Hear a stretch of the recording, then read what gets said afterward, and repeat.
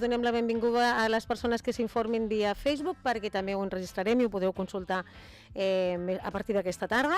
Parlarem de la nit de comerç, de la quarta, si no m'equivoco, i ho farem amb la Montse Sancho, que ja és tècnica de comerç, que està aquí amb nosaltres. Molt bon dia. Hola, molt bon dia. La Maria José Gómez, perquè ella és la presidenta de l'Associació de Comerciants del municipi. Molt bon dia. Hola, bon dia.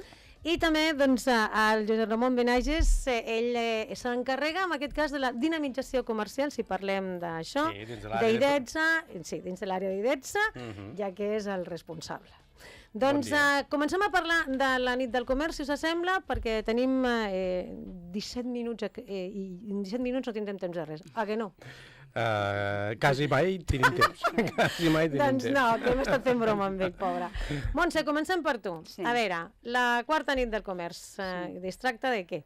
Bueno, és un esdeveniment, no?, que, com bé has comentat, enguany és la quarta edició. La primera edició es va fer a Tarragona, la segona a Reus, la tercera la segona a la Selva del Camp i la tercera a Montblanc. I, bueno, fruit de... Una mica el culpable és la Maria José, que tenim aquí al costat i que després ella ja ho explicarà. S'ha fet la quarta nit aquí a Hospitalet. I és un acte que consisteix, bueno, ja està dividit en dues parts.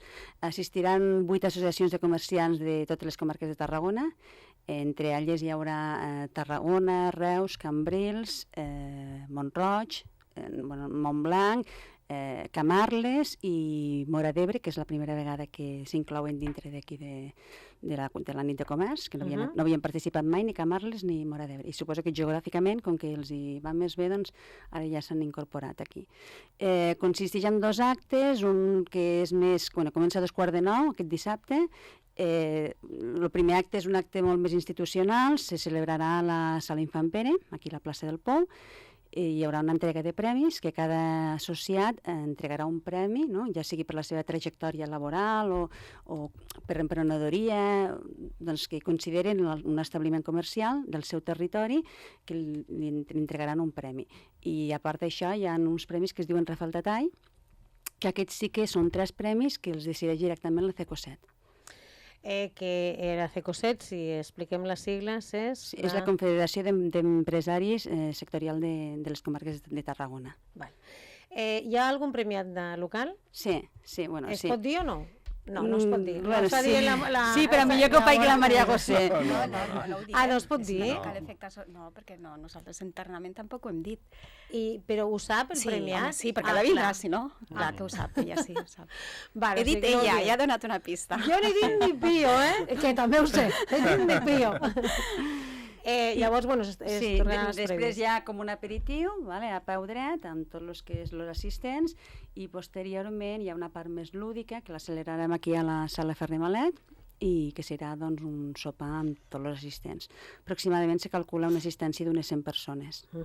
I entre elles també hi ha, de caràcter institucional, també vindrà doncs, el secretari del Departament d'Empresa i Competitivitat, que és el senyor Joaquim Ferrer, i el secretari també de l'Agrupació de Botigues de Catalunya, que es diu sigles ABC, que és el senyor Emiliano Maroto.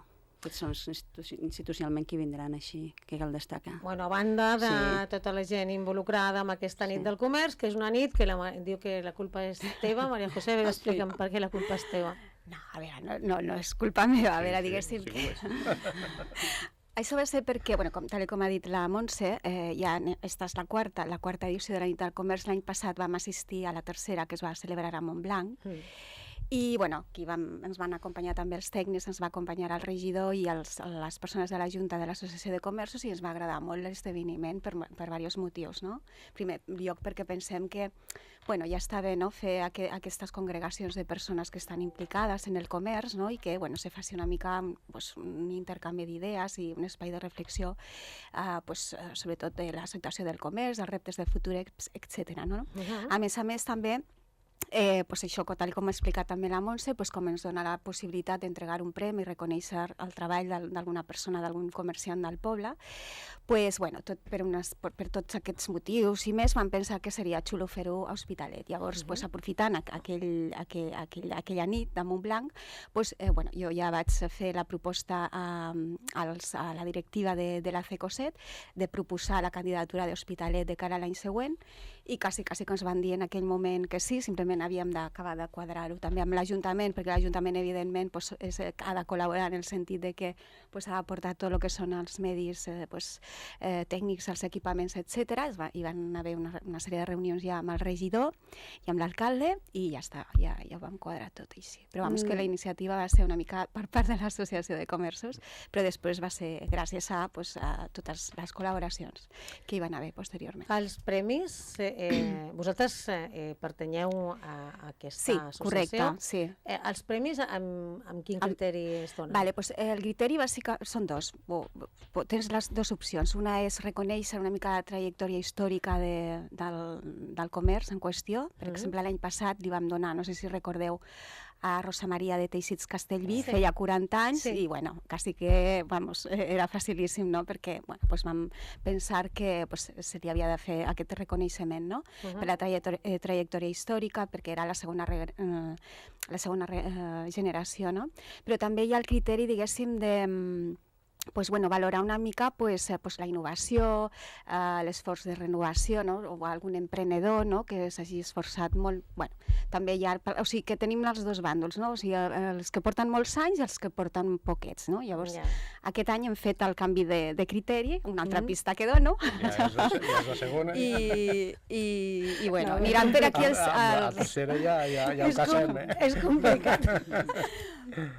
Bueno, no, va. Bueno, si comencem a descartar encara queda un grupet gran, vull dir que compleix aquestes característiques. Heu canviat el criteri, bueno, i és... De totes maneres, amb els premis que es donen, 8, has dit? 8. Hi ha diferents estils, o sigui, que no solament perquè el nostre sigui d'un altre... Sí, no, això com és potestat, per dir-ho d'alguna manera, de cadascuna de les associacions, que és la que tria, no?, el comerç, pues cadascú el que consideri, no? Nosaltres, a títol personal, hem decidit aquesta, però...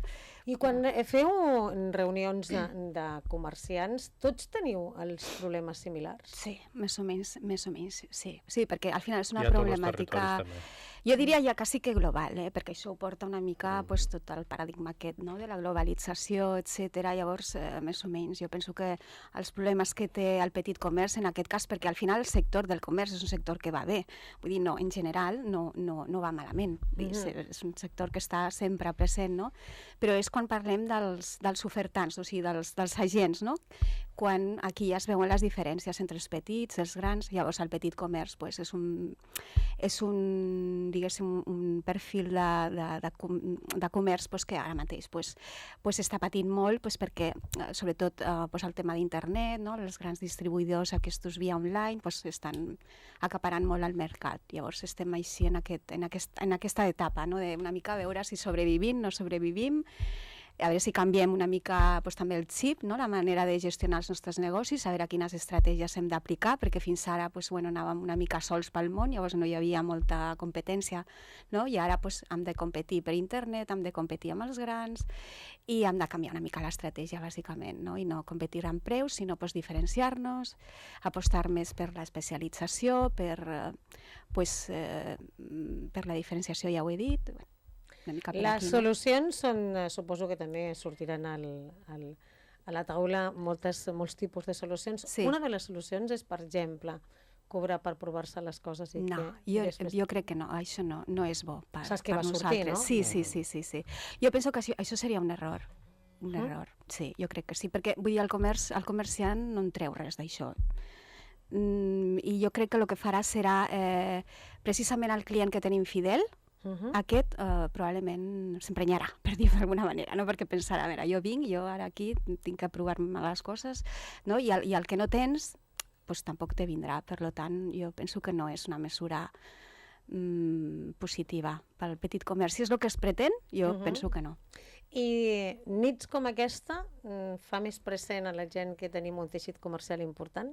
Nits com la quarta nit del comerç que es celebrarà? Que té el teixit comercial... De cara al públic. Sí. O sigui que se'n parli... Sí, bueno, sí. Jo penso que, a veure, que són sempre ocasions bones per per, sobretot, reconèixer una mica el paper que té el petit comerciant en l'economia en general, no? O sigui, perquè són dies que tu allà estàs exposant una mica els beneficis que té, quines són les implicacions que té des de tots els punts de vista, no només de l'econòmic, també el social, també parlen ara del tema mediambiental, perquè clar, al tindre que no fer quilòmetres, doncs també repercuteix en que no contamines tant, per tant el comerç de proximitat realment és el més sostenible, no? Si vas a mirar. Llavors això genera tot un debat allí, fora també, perquè després es parla, també els mitjans de comunicació també feu la vostra feina i no sé si al fi algo quedarà, estic segura de que alguna empremta quedarà i si se repeteix any rere any, jo penso que sí, que alguna coseta, alguna consciència mourem. D'això es tracta, no? Sí. Doncs ara sí, parlem de la dinamització comercial, això te correspon a tu. A veure, el tema que estem parlant ara mateix, dins d'aquest espai de 17 minuts, sí, que ja saps que sempre es pot allargar més, el tema està en que aquests processos de reflexió són necessaris i els hem de fer de manera molt habitual, perquè hi ha un canvi de consum, és a dir, és molt fàcil, és a dir, fa 10 anys ser tècnic de comerç era molt fàcil, o ajudar els comerciants a desenvolupar les seves activitats era molt fàcil, que a vegades és més complicat, perquè han canviat les tendències de consum. I per tant, tot l'esforç que puguem fer encara és poc, és a dir, si podem arrastrar una jornada com aquesta en què realment estan totes les associacions de comerciants, estan parlant, tothom està parlant en els diferents llocs del Camp de Tarragona, tothom està parlant igual, és a dir, si tu te'n vas a Valls veus com el sector de comerç està patint, si te'n vas a Tarragona veus com el sector de proximitat està patint, és a dir, tot el que és el sector comercial està patint i per tant hem d'estar imaginant noves solucions en la que ha de parlar més i en què hem d'escoltar més és el sector privat en aquest cas. Nosaltres continuem, és a dir, hi ha aquesta jornada que és puntual, que se celebra com una festa, perquè és important que dins d'aquests debats també se celebri com una festa, però sí que hem de continuar treballant. I per tant, jo només dir-vos que des de l'àrea de promoció econòmica i comerç, doncs el que continuem fent és treballar en el pla de dinamització. Avui mateix tenim una masterclass a la carnisseria Miralles, és a dir, que estan apuntats 7 comerços locals en què parlarem de periodisme. Hem canviat el format de la formació perquè ens ho han demanat, l'Associació de Comerços ens ha demanat que canviéssim aquest format de formació. Estem intentant baixar més als comerços locals, també els comerços locals han decidit els seus espais, la cessió dels seus espais també implica generar uns convenis i unes assegurances afegides, perquè no es pot fer la formació en un lloc que no sigui diferent en un espai del viver si no el generes, perquè ha d'haver assegurances i tot això... Per fer una cosa d'una manera pràctica, que és una masterclass a la carnisseria Miralles d'avui, per exemple? Doncs avui venen uns consultors que són Commercium, que a més són consultors d'alta qualitat. Sempre diem que moltes vegades la social, que no tinguis cost, la gent moltes vegades associa que el que està fent la formació no és una formació d'alta qualitat. Estem parlant de Commercium, que és una empresa que es dedica com a consultora externa dels comerços a la Cambra de Tarragona, a la Cambra de Reus, a la Cambra de Tortosa, i que estan ubicats al Viver d'Empreses perquè consideren que ells estan treballant molt bé al Viver d'Empreses perquè logísticament poden assessorar comerços de Reus, poden assessorar comerços de Tarragona i poden assessorar comerços de Tarragona i paral·lelament, a part de comerç, també tenim una altra consultora que és Procom, que està dins de l'àrea de comerç, que també està treballant amb el tema de la dinamització comercial. I vindran tots dos? No, avui només venen els de Commercium. Què vull dir això? Que recursos hi ha, però que estos processos de canvi necessiten processos d'aprenentatge i necessiten processos de formació. I és necessari que el sector privat entri en aquests processos de formació i aprenentatge, com el sector públic també. És a dir, al sector públic també hem d'entrar en processos de formació i aprenentatge perquè les maneres de fer o les maneres de vendre han canviat completament. I anàvem a lo de la classe pràctica. De què va? doncs de periodisme. I amb una carnisseria... En una carnisseria. És a dir, perquè la carnisseria ha sigut nosaltres hem fet la proposta, vam fer la proposta a l'associació de comerciants, quin comerciant hi havia que deixés el seu local per a fer aquesta formació, i va ser la carnisseria Miralles. Per tant, que fem la carnisseria Miralles i fem la formació en aquell lloc. Si això té èxit, intentarem penjar-ho a les xarxes perquè la gent vegi el que s'està fent dins de la pròpia carnisseria, doncs saltaríem els altres comerços.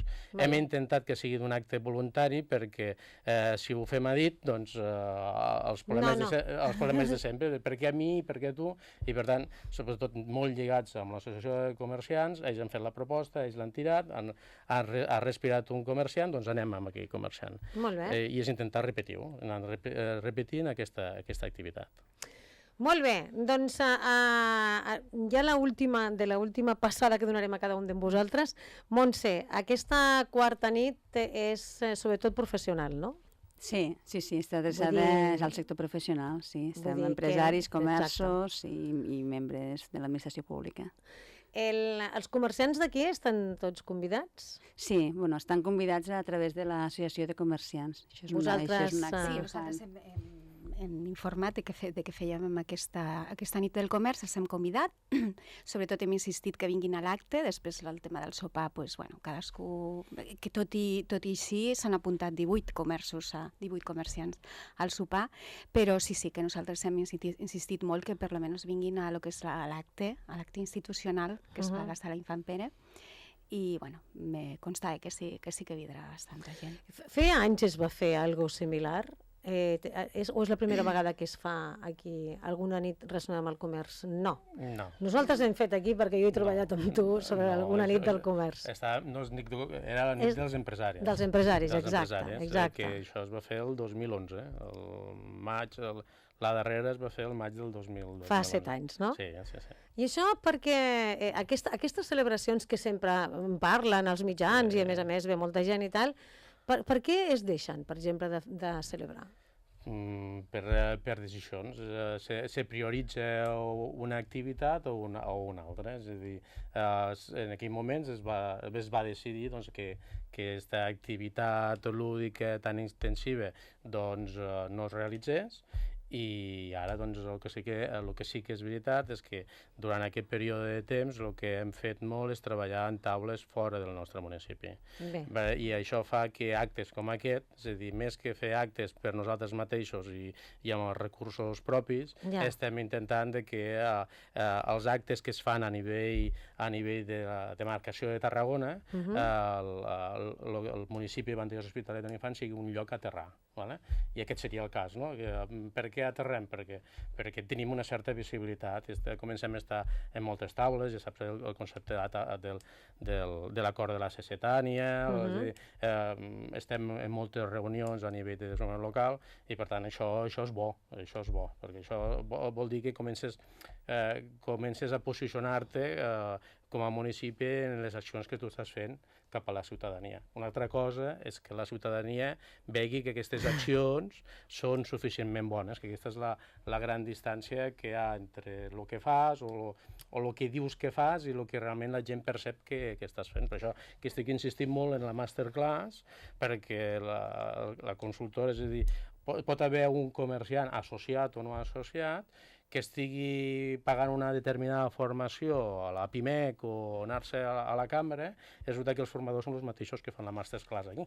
Doncs això que ho tingueu ben clar. El que sí que està clar és que la quarta nit del comerç es celebrarà aquí, de tota la demarcació de Tarragona, a l'Hospitalet, aquest dissabte, i que la Montse Sancho, ella és tècnica de comerç, gràcies per estar aquí, la Maria José Gómez, presidenta de l'Associació de Comerciants, gràcies per estar aquí, i el Josep Ramon Benages, que ell és el responsable d'IDETSA i també de la dinamització comercial. Gràcies per estar aquí i ens veurem dissabte. Molt bé.